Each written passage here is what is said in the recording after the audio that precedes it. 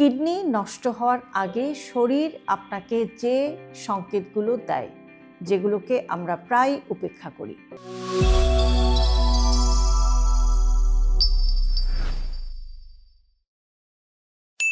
আমাদের শরীর খুব চুপচাপ একটা কাজ করে। প্রতিদিন রক্ত পরিষ্কার করে, শরীর থেকে বর্জ্য পদার্থ বের করে দেয়, পানি আর লবণের ভারসাম্য ঠিক রাখে। এই কাজটা করে কিডনি।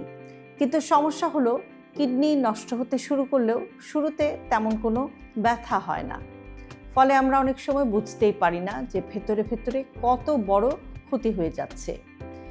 আজকে আমি আপনাদেরকে বলবো, কিডনি একদিনে নষ্ট হয় না। নষ্ট হওয়ার অনেক আগেই শরীর আমাদের কিছু সংকেত দেয়। শর্ত একটাই, আমরা সেই সংকেতগুলো সময় মতো শুনছি কিনা।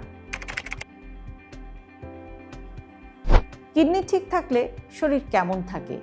আপনার কিডনি যদি সুস্থ থাকে তাহলে শরীরের ভেতরের পরিবেশের মধ্যে কিন্তু একটা ভারসাম্য থাকে।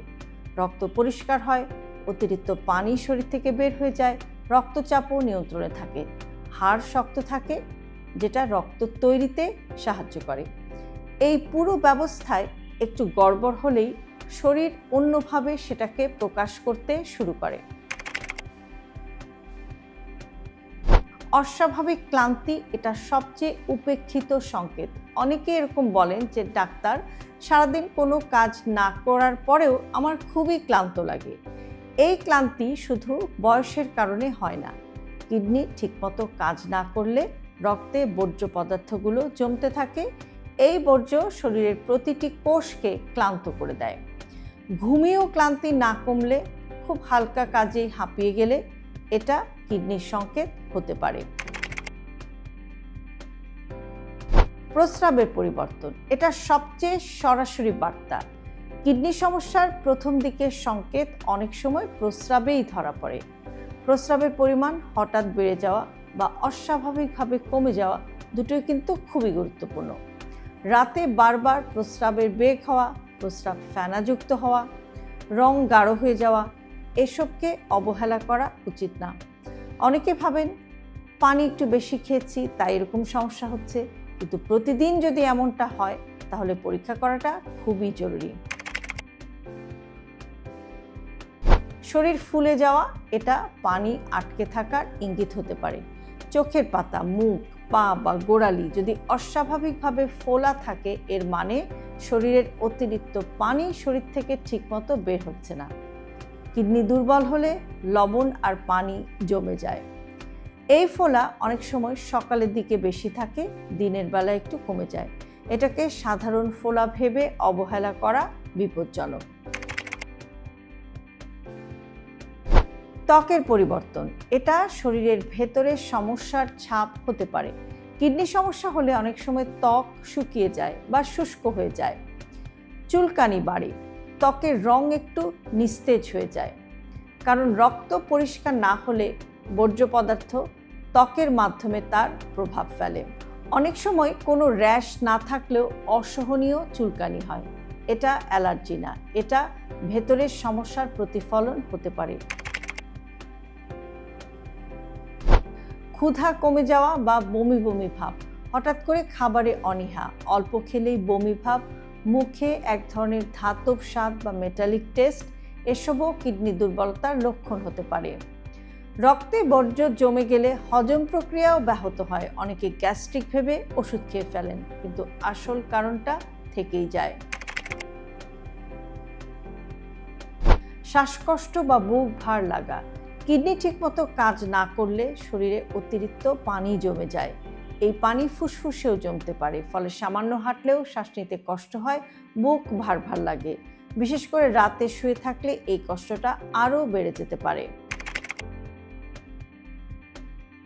রক্তচাপ হঠাৎ নিয়ন্ত্রণের বাইরে চলে যাওয়া, কিডনি আর রক্তচাপ একে অপরের সাথে গভীরভাবে সম্পর্কযুক্ত। কিডনি দুর্বল হলে রক্তচাপ বেড়ে যেতে পারে, আবার দীর্ঘদিনের উচ্চ রক্তচাপ কিডনিকে নষ্ট করতে পারে। ওষুধ খাওয়ার পরও যদি প্রেসার নিয়ন্ত্রণে না আসে তাহলে কিডনি পরীক্ষা করা খুবই জরুরি। রক্ত স্বল্পতা এটা চুপচাপ আসা একটা সমস্যা। কিডনি রক্ত তৈরিতে সাহায্য করে, কিন্তু কিডনি দুর্বল হয়ে গেলে রক্ত স্বল্পতা তৈরি হতে পারে, ফলে মাথা ঘোরা, দুর্বলতা, মুখ ফ্যাকাশে হয়ে যাওয়া এই লক্ষণগুলো দেখা দেয়। অনেক সময় আয়রনের ওষুধ খেয়েও সমস্যাটা ঠিক হয় না। হাড় এবং জয়েন্টের সমস্যা। কিডনি শরীরে ক্যালসিয়াম আর ফসফরাসের ভারসাম্যটা বজায় রাখে। এই ভারসাম্য নষ্ট হলে হাড় দুর্বল হয়ে যায়, হাড়ে ব্যথা হয়, জয়েন্টে অস্বস্তি তৈরি হয়। বয়সের দোষ দিয়ে অনেকে এটাকেও উপেক্ষা করেন। কখন অবশ্যই পরীক্ষা করা দরকার? ডায়াবেটিস বা প্রেশার থাকলে কিডনি নিয়মিত পরীক্ষা করা খুবই জরুরি। পরিবারে কিডনি রোগের ইতিহাস থাকলেও আপনাকে একটু সতর্ক হতে হবে। বারবার পেইন কিলার খাওয়ার অভ্যাস কিডনির জন্য খুবই ক্ষতিকর। এক্ষেত্রে আগে ভাগে পরীক্ষা করা খুবই জরুরি, সেটা কিন্তু অনেক বড় ক্ষতি ঠেকাতে পারে। কিডনি ভালো রাখার সবচেয়ে গুরুত্বপূর্ণ অভ্যাসগুলো কি কি? পর্যাপ্ত পানি পান করা, অপ্রয়োজনীয় ওষুধ এড়িয়ে চলা, লবণ নিয়ন্ত্রণে রাখা, নিয়মিত হাঁটা, এই সাধারণ অভ্যাসগুলোই কিডনিকে অনেকখানি সুরক্ষা দেয়। কিডনি বাঁচাতে কোনো জাদু লাগে না, লাগে একটুখানি সচেতনতা। কিডনি নষ্ট হওয়ার আগে শরীর চিৎকার করে না, শরীর ফিসফিস করে।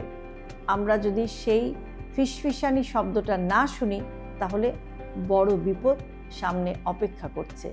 আর যদি সেটা শুনি, তাহলে অনেক বড় একটা ডেঞ্জার এড়ানো সম্ভব।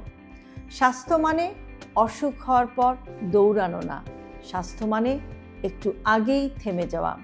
নিজের শরীরের সংকেতগুলোকে গুরুত্ব দিন, আজ নয়, এই মুহূর্তে, এখনই।